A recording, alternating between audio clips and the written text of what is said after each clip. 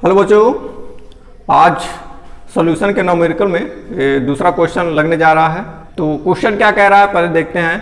Question कह रहा है ग्लूकोज का जल में 1 बिलियन बना है। पानी लिया गया है, ग्लूकोज मिलाया गया है और 1 बिलियन बनाया गया है। दिया है 10% W/W।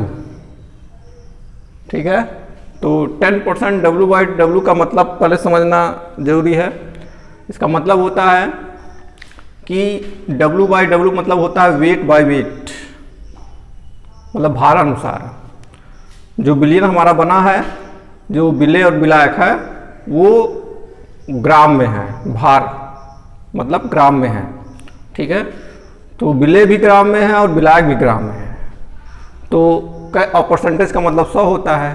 तो कह सकते हैं कि जो 100 ग्राम अगर हमारा बिलियन है तो उसमें जो ग्लूकोज होगा वो 10 ग्राम होगा।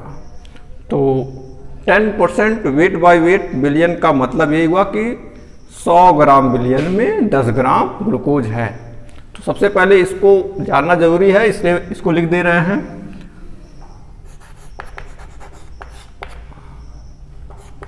%, वेट बाय वेट का मतलब क्या होगा? 100 ग्राम विलियन में ग्लूकोज कितना है? ग्लूकोज 10 ग्राम है। ठीक है, फिर कह रहा है बिलियन की मोललता ज्ञात करने के लिए। तो बिलियन की मोललता के लिए सूत्र हमको देखना पड़ेगा। तो सूत्र क्या होता है बिलियन की मोललता के लिए? मोललता बराबर, मोललता को स्मॉल m से रिप्रेजेंट करते हैं और इसका सूत्र होता है W/m' × V'। अब ये इसमें सबको डिनोट किया गया है W से। इसको क्या कहते हैं? भार, विलेय का भार। m' क्या है? जो विलेय है उसका अणुभार। और V' क्या है? विलायक का भार। और विलायक का भार किस में रहेगा? किलोग्राम में। तो सूत्र में जो भी चीज़ें हैं उसको पता रहना बहुत जरूरी है कि वो है क्या। तो विलेय का भार, विलेय का अणुभार और विलायक का भार। तो हमारे पास देखिए क्या क्या हमको हमारे पास है, अवेलेबल है। इस सूत्र में रखेंगे तभी मोललता हमको प्राप्त होगी। तो सूत्र में रखने के लिए हमारे पास कुछ है कि नहीं है? तो ग्लूकोज 10 ग्राम दिखाई दे रहा है और 100 ग्राम बिलियन हमारे पास है। तो बिलियन यहाँ तो कुछ ज़रूरत नहीं है, यहाँ पे फिलहाल यहाँ पे कुछ दिखाई नहीं दे रहा है बिलियन का। ग्लूकोज का 10 ग्राम मतलब विलेय पदार्थ है ग्लूकोज, और इसमें 10 ग्राम मात्रा दिया हुआ है। इसके अलावा कुछ हमारे पास है नहीं, अवेलेबल नहीं है। तो हमको ज़रूरत है अणुभार की। तो अणुभार तो मिल जाएगा, कैसे मिल जाएगा? ग्लूकोज है। ग्लूकोज का सूत्र होता है, यहाँ साइड में लिख दे रहे हैं, C6H12O6। अणुभार का मतलब है परमाणु भार को जोड़ देंगे, अणुभार पता चल जाएगा। तो सब में अगर जोड़ेंगे 12 × 6 करेंगे, 12 × 1 करेंगे, फिर 16 × 6 करेंगे, तो टोटल आएगा 180। ठीक है, तो ग्लूकोज का जो अणुभार होता है वो होता है 180। ग्लूकोज का अणुभार 180। ठीक है, तो दो चीजें मिल गई। एक तो ग्लूकोज का भार पता है, दूसरा अणुभार पता हो चला गया। और तीसरा जो चीज चाहिए हमको, वो क्या चाहिए?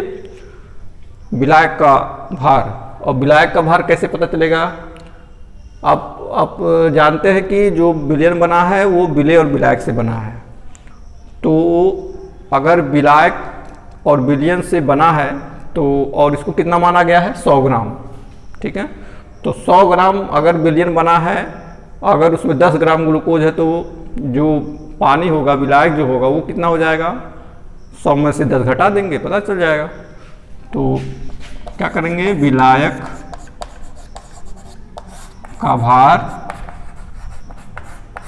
V' अगर हमको निकालना है तो 100 ग्राम मतलब कि बिलियन में से जो ग्लूकोज का भार है उसको घटा देंगे, तो 10 घटा देंगे, कितना आ जाएगा 90 ग्राम। ठीक है, तो V डैश भी मिल गया हमको। अब इसमें रख दीजिए m इक्वल टू W बराबर है 10 ग्राम, m डैश मतलब 180 गुणे V डैश 90। ठीक है, कैलकुलेट कर लीजिए। एक चीज़ और ध्यान देने वाली बात है, ग्राम को किलोग्राम में व्यक्त करना है, तो बट्टे 1000, ये ग्राम में है, यहाँ पे इसको किलोग्राम में हमेशा रखते हैं विलायक के भार को। तो कैंसिल आउट, ये यहाँ से कैंसिल आउट हो सकता है और ये ऊपर चला जाएगा, आ जाएगा 10 गुणे 10 बटे 18 गुणे 9, तो हो जाएगा 100 बटे, कुछ कट भी सकता है, काटने की कोशिश करते हैं। 5 दूना 9 दूना 18, फिर 50, 10 से 50, 9 9 81, ये आपका मोलरता आ गया। और कैलकुलेट करेंगे तो दशमलव में आएगा 0.617 आएगा। ठीक है, तो मोलरता इतना ही आएगा 0.617। यूनिट क्या हो जाएगी, यूनिट क्या हो जाएगी, आप यूनिट यहाँ देख करके पता कर सकते हैं। ये टोटल मोल है और ये किग्रा, तो मोल प्रति किग्रा, मोल प्रति किग्रा। ठीक है, अब इसी में पूछ रहा है यदि विलयन का घनत्व 1.2 ग्राम प्रति ml हो तो विलयन की मोलरता ज्ञात करना है। इस बार विलयन, ये मोलरता था, अब मोलरता पूछ रहा है। ठीक है, मोलरता और मोलरता में थोड़ा सा अंतर है कि मोलों की संख्या बटे, अगर विलयन का आयतन लेते हैं तो मोलरता हो जाता है और विलायक का आयतन लेते हैं तो मोलरता हो जाता है, बस थोड़ा सा अंतर है। लेकिन अब विलयन का अगर आयतन है, विलयन मोलरता में क्या चाहिए, विलयन का आयतन, तो विलयन के आयतन के लिए आपको क्या करना पड़ेगा, विलयन के आयतन के लिए आपको घनत्व जो दिया है उसका यूज करना पड़ेगा। यहाँ से निकाल सकते हैं विलयन का आयतन, तब हम लोग मोलरता निकाल सकते हैं। ठीक है, तो पहले हम लोग निकालते हैं विलयन का आयतन। तो विलयन का आयतन, विलयन का आयतन को V से डिनोट कर रहे हैं। आप सूत्र जानते हैं, घनत्व बराबर होता है द्रव्यमान बटे आयतन, तो V बराबर क्या हो जाएगा, द्रव्यमान बटे घनत्व। तो यहाँ पे क्या रखेंगे, m/d, द्रव्यमान 100 ग्राम है ही है, 100, घनत्व कितना है 1.2। ठीक है, तो ये हो जाएगा 83.33 ml। ठीक है, ये ml में आंसर आया है, विलयन का आयतन है। अब हम मोलरता बड़े आसानी से निकाल सकते हैं। तो मोलरता बराबर, मोलरता को कैपिटल M से बराबर W/m डैश इंटू V। विलेय का भार है, ये विलेय का अणु भार है, और ये विलयन का आयतन, विलयन का आयतन हम लोग यहाँ पे निकालें, यही यूज होगा यहाँ पे। ठीक है, तो सबके मान को रखते हैं। W कितना है 10 ग्राम, m डैश 180 गुणे आयतन 83.33, ये विलयन का आयतन है। ml में है तो हमको रखना किस में रहता है, लीटर में, तो क्या करेंगे 1000 से भाग कर देंगे। तो ये जो है 10, एक जीरो कट गया यहाँ पे, और बाकी का जो आइटम है वो यहाँ पे ले आते हैं। तो कैपिटल M इक्वल टू है 1000 को ऊपर कर देते हैं बटे 18 गुणे 83.33।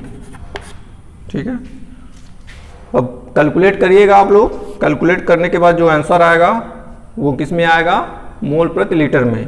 तो डायरेक्ट हम लिख दे रहे हैं कि कितना आएगा आंसर, आप इसको कैलकुलेट करके चेक कर लीजिएगा। तो जो आंसर आ रहा है वो है 0.67 मोल प्रति लीटर। ठीक है, समय लगेगा इसको कैलकुलेट करने में, इसलिए डायरेक्ट हम लिख दे रहे हैं, आप इसको देख लीजिएगा। तो थोड़ा बड़ा क्वेश्चन था, लेकिन घबराने की ज़रूरत नहीं है, अगर सिस्टमेटिक ढंग से लगाएंगे तो बड़े आसानी से लग जाएगा। ठीक है, तो एक बार और आपको बता दे रहा है कैसे कैसे क्या हुआ है। सबसे पहले जो आंकड़ा दिया हो उसको समझिए, उसके बाद लगाने का प्रयास करिए। 10% W/W बिलियन दिया हुआ है, इसका मतलब हुआ कि 100 ग्राम बिलियन अगर है तो 10 ग्राम उसमें विलेय पदार्थ मिला है, और विलेय पदार्थ यहाँ पे क्या है, ग्लूकोज। तो यहाँ पे लिखे हैं ग्लूकोज कितना है, 10 ग्राम है 100 ग्राम में। फिर हमको मोललता निकालना है, आगे कह रहा है क्वेश्चन में मोललता चाहिए, तो मोललता का फार्मूला लिखेंगे। मोललता के फार्मूले में देखेंगे क्या क्या हमारे पास मौजूद है और क्या क्या नहीं है। तो नहीं है जो उसको फिर लिखेंगे, जैसे W का मान यहाँ है और अणुभार जो है वो नहीं है, तो अणुभार निकाला गया है, उसके बाद इसमें रख दिया गया है। फिर V डैश भी निकाला गया है, V डैश का मतलब विलायक का भार, यहाँ पे 100 में से 10 घटा गया है, 100 में से 10 को घटा दिया गया है, 90 ग्राम आ गया है। उसके बाद कैलकुलेट करके निकाला गया है। फिर कह रहा है कि अब अगर घनत्व इतना है तो बिलियन की मोलरता ज्ञात कीजिए। तो मोलरता के लिए और मोललता के लिए दोनों में थोड़ा सा डिफरेंस है। मोललता में क्या था, विलायक का भार था, और मोलरता में क्या फार्मूला यहाँ लिखे हुए हैं, बिलियन का आयतन, वो भी किस में होना चाहिए, लीटर में। किस में होना चाहिए, लीटर में। तो लीटर में होना चाहिए। और बिलियन का आयतन, तो बिलियन के आयतन के लिए हमको सबसे पहले बिलियन का आयतन पता होना चाहिए। और बिलियन का आयतन कैसे मिलेगा, जो घनत्व दिया है उससे मिलेगा हमको। घनत्व बराबर द्रव्यमान बटे आयतन, और आयतन हमको चाहिए, इसलिए फार्मूला हो जाएगा m/d, और 100 बटे 1.2 और 83.33 ml आपका आयतन आ जाएगा। फिर इसको मोलरता वाले फार्मूले में रखेंगे और आपका आंसर तैयार। तो नेक्स्ट क्वेश्चन आप लोग NCERT का जो है वो अपने मन से करेंगे, और नहीं अगर आएगा तो पूछेंगे। ठीक है, तब तक के लिए thank you very much, good bye.